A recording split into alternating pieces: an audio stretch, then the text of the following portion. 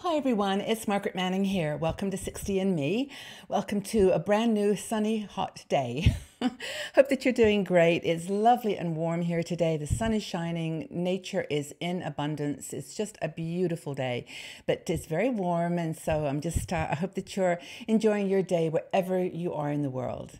I want to let you know I'm having my tea this morning. I'm decided to go with the pink pucca. It's a love tea. And it's got chamomile, lavender, and rose. It's a really lovely tea. So I've got my special mug, and cheers to everyone.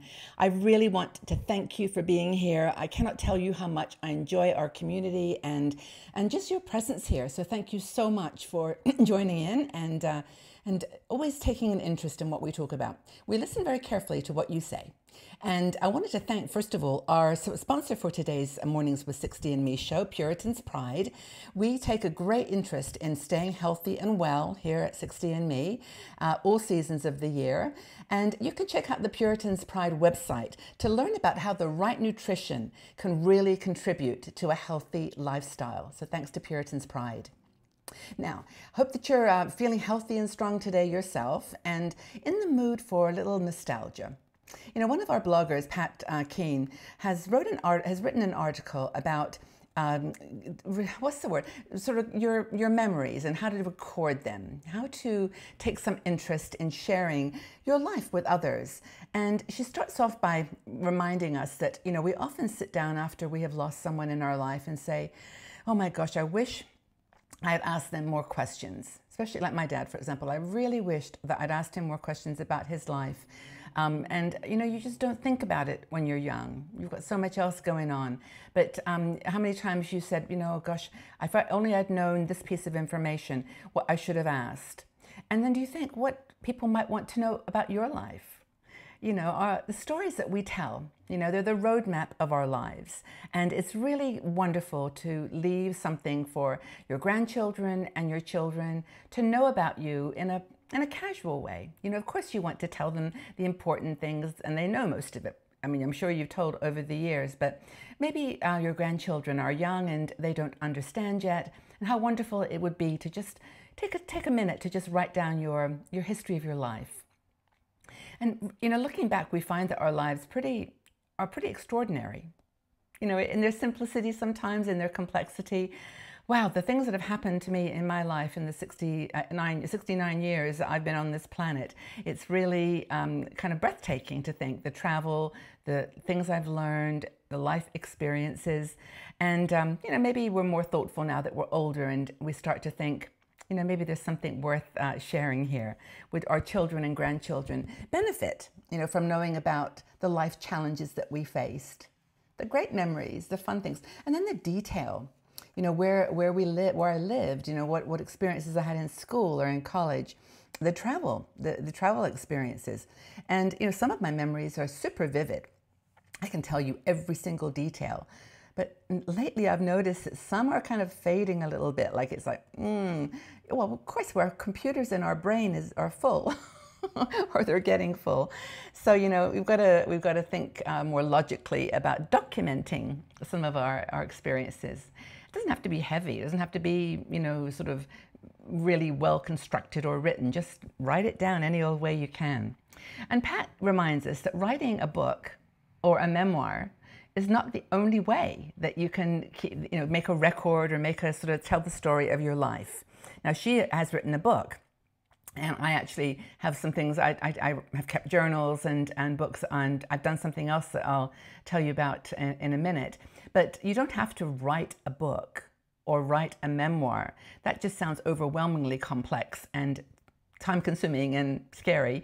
So you can do a few other things. And she's given us 10 ways that you can, in her opinion, collect your memories. And there are things that I've done, but I never thought about them in the way that she describes it. So here we go. First, pictures.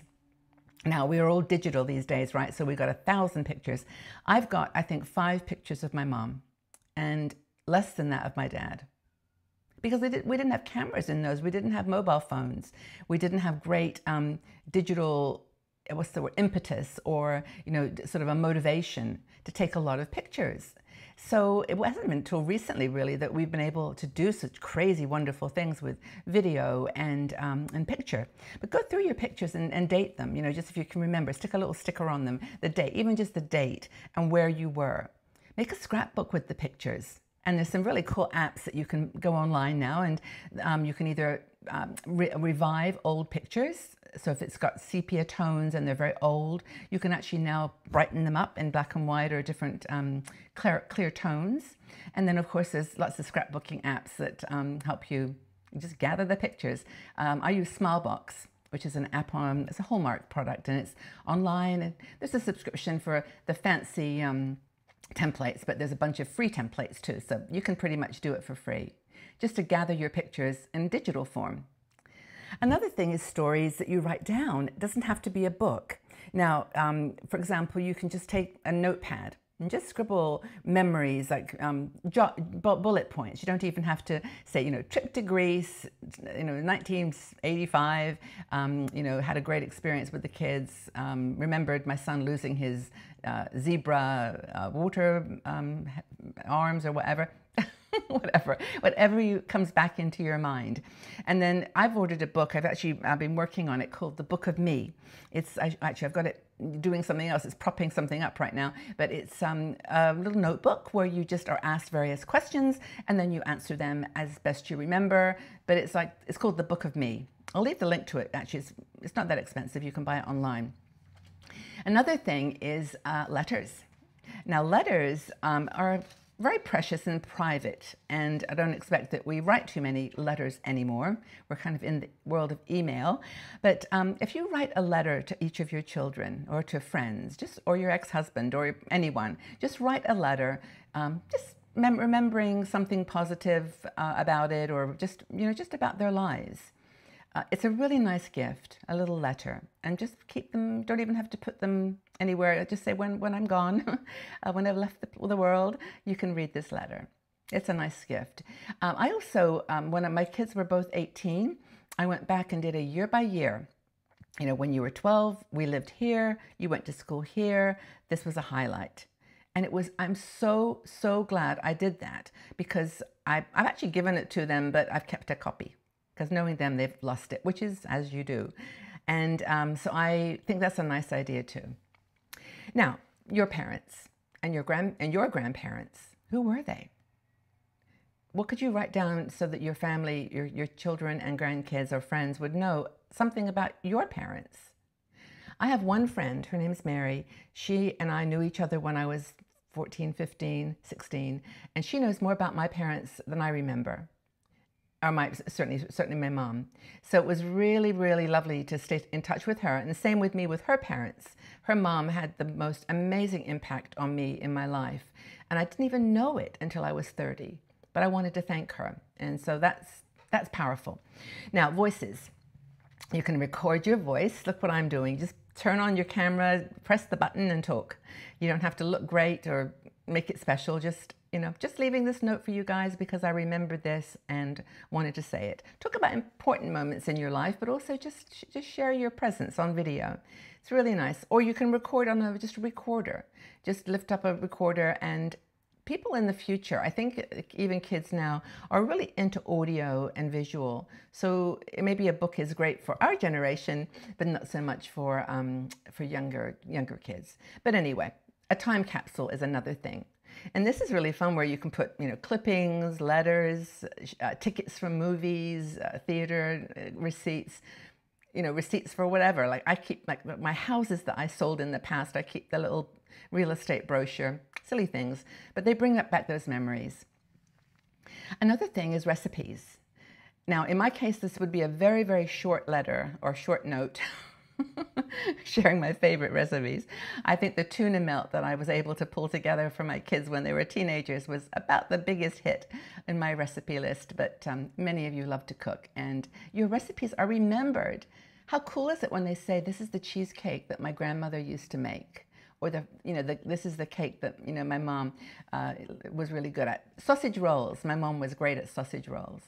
But it's just that kind of stirs the memory. Oh, right now, I mean, just makes you so emotional, just feeling like they're here with you, they're like part of your life, even though they're not.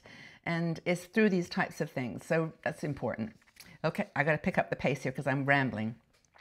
So adventures and challenges, yeah, write them down, and also include the things you succeeded and failed at. You know, include the things that were challenges and that you learned from. That's a nice one. Collections. Do you collect stuff? I have a few things I collect, and I certainly won't expect my sons and my friends to do anything with the thousands of postcards that I've got. But, you know, if you've got a collection of really cool things, you know, write about it, why you like them, you know, why they're special to you. If you have an heirloom that's really been handed down through the family, a chair or a table or a dish, a bowl, whatever, and you know where it came from, who owned it before, just write that down. It's really interesting especially if you're going to hand it down to someone in your family. And I always say to my little son, Max, he's going to have my ring because he's totally fascinated by this ring. He just loves it. It's my pink tourmaline. And I tell him, he doesn't understand a word. Of course, he's 1 year old.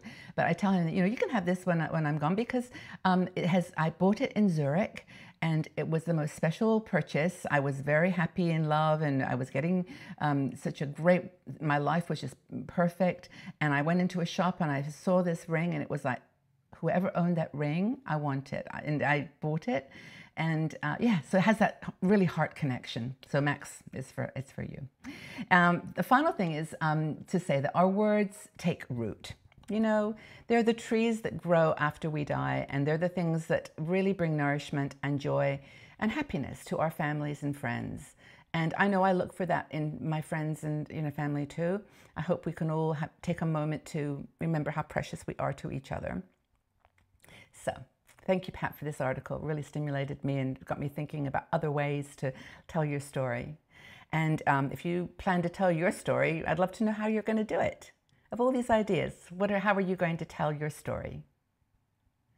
Let's start a conversation below in the comment section and share this with a friend. You know, get someone else to start seeing 60andMe as a place to come and enjoy these conversations. And tell us, how do you plan to tell your life story?